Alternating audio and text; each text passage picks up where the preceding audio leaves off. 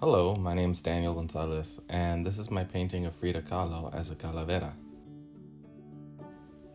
This canvas measures 16 by 20 inches, and I'm going to be using a ruler and a pencil to draw some compositional lines. I went ahead and sped the video up just a bit so you could still see what I'm doing, but not get bored with the process. My goal with these compositional lines is to give me some diagonals and portions of the canvas that help me orient and compose my drawing. And you'll see where it ends up being the thirds, like that's a third and that's 2/3 of the painting. So I turned the canvas vertically, and you can see that I erased the lines just a little bit, and it's really important that you sketch lightly here.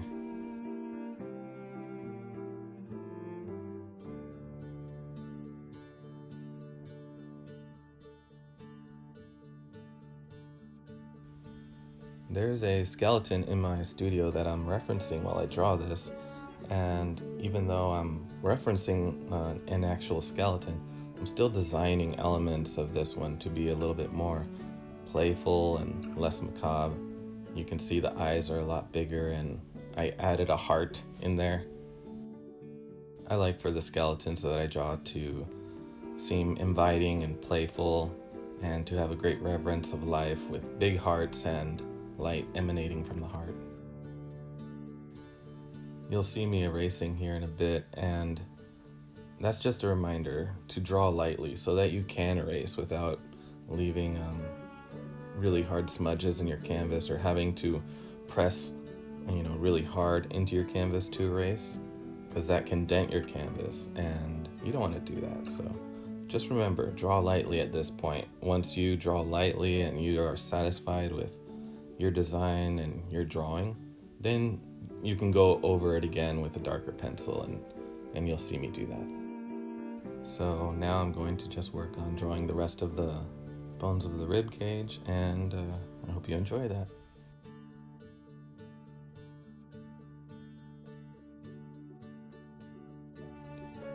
So I'm still figuring out how I want to record videos to share my process with everyone watching.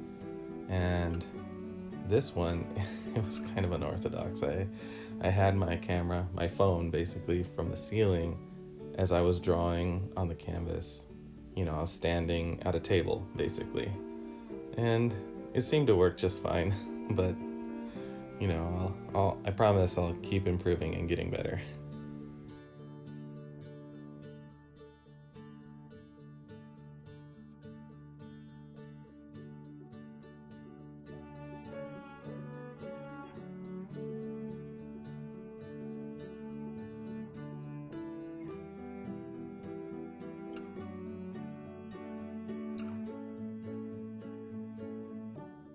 For a lot of my paintings, I don't really record the drawing process. Usually I just jump right into the painting time lapse, and I don't know, I figured some of you might want to see the drawing.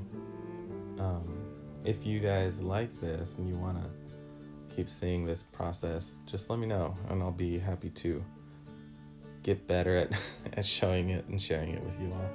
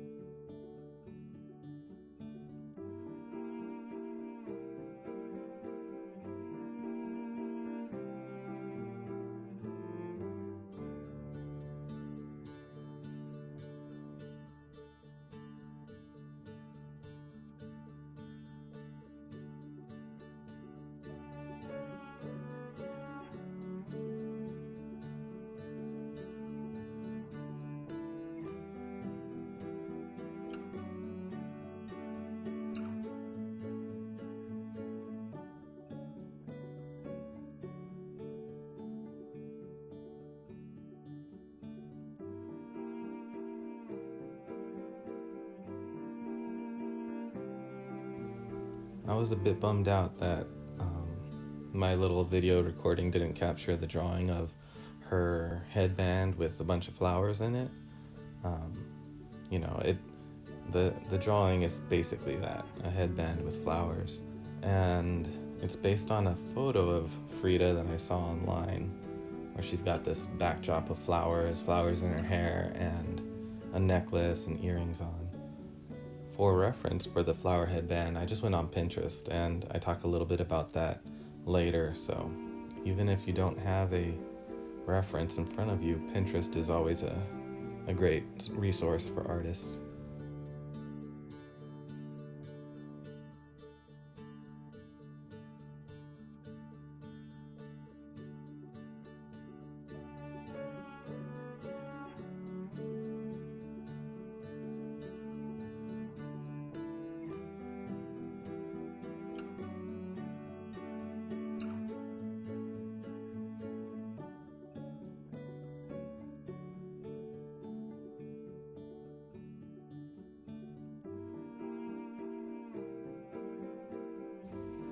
Once you're happy with your sketch, I'm trying to show you here that I use this workable fixative, and be sure to shake it well, and yeah, start spraying off the side of the canvas.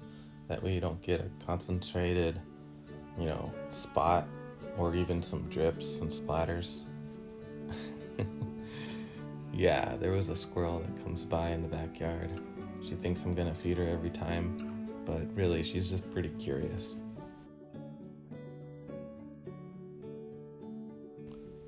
I use clear gesso once the fixative dries, and I give it a good coating with clear gesso. Yeah, that squirrel, I named her Gorda. She's a very curious squirrel. And it might be a bit overkill to use a coat of clear gesso, but I do it anyway. You can see I didn't let the fixative dry as much as I should have, and it smeared just a little bit, but that's fine.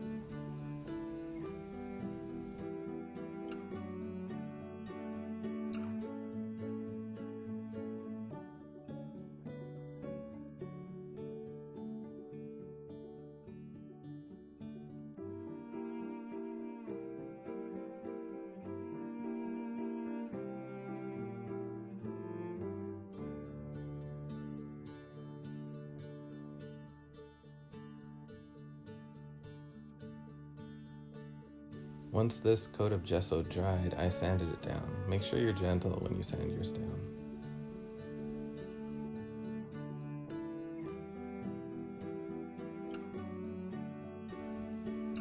What I mean by wiping it off is just the dust from sanding it down. Just get like a damp cloth or brush and just wipe it down. That way that residue from sanding doesn't prevent the paint from sticking to the canvas.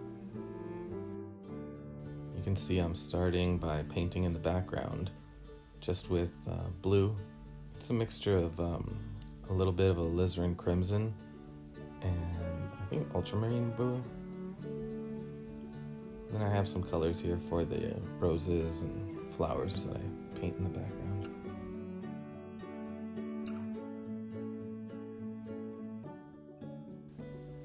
I wanted the background to have this kind of Gaussian blur effect. So while it was wet, I went ahead and very gently, using a very soft brush, I blended it together. I just kind of after I got my first coat of colors down, I just went and blurred it up, yeah. And you can see the edges are a little fuzzy there, giving it a little bit of depth, kind of like shallow depth of field in a camera. And I'm starting to paint the light sources in the painting, which is the heart and the eyes of the skeleton, so that can help guide me where the light falls and stuff, because I don't have a skeleton that's glowing in my studio, so it helps for me, it helps to paint the light sources in.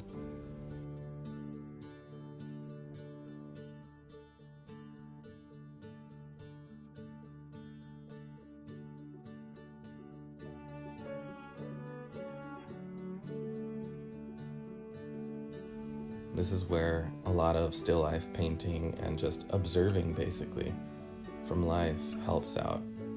like the heart is glowing inside the chest, inside the rib cage. And so I have to kind of visualize what's going on with the coat and the shadows and where the cast shadows are, where the highlights are. It's all very fun.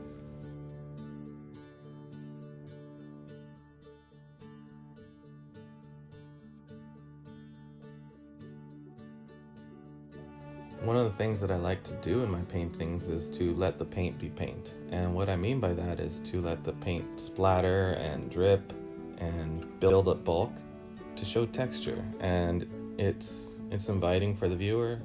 I mean, it's at least inviting for me to get up close and to really see, what's going on the canvas.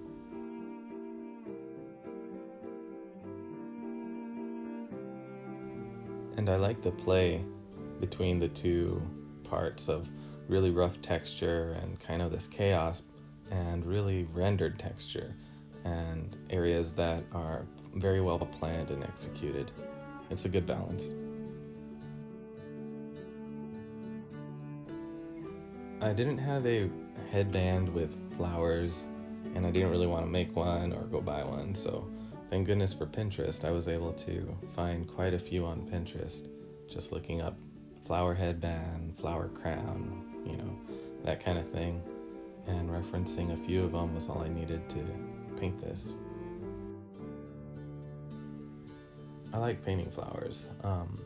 Usually for Jackie's birthday or for Valentine's Day, I paint her a still life of flowers.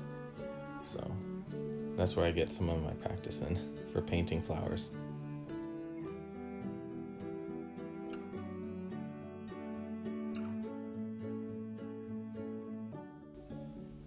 When I was painting Frida's face here, I was playing around with the anatomical aspects of a skull and a character that would be smiling and inviting, and the light kind of glowing from the inside out, illuminating the translucent bone of the skull.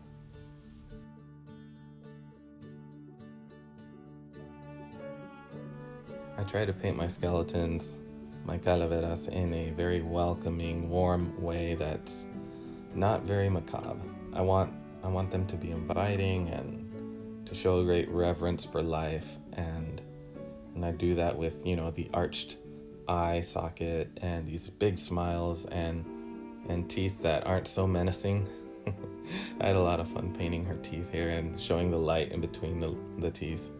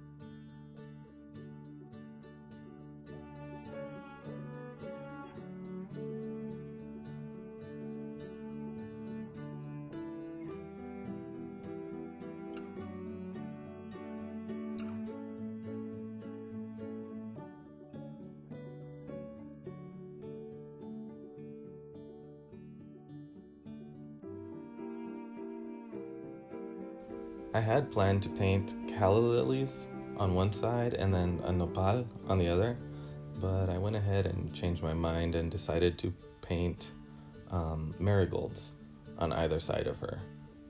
And I thought that fitting because, it's the Day of the Dead flower, and I just love marigolds. They're one of my favorite flowers.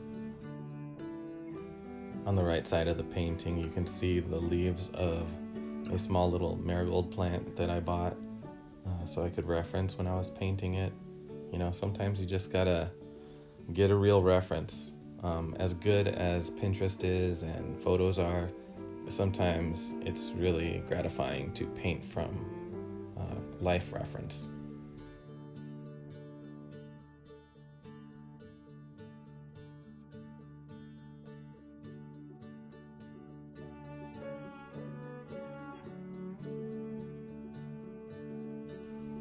sometimes it's fun to take a break and share stuff on social media. And this was a progress shot from when I was working on it, and I'll share it on my Instagram with people who follow me.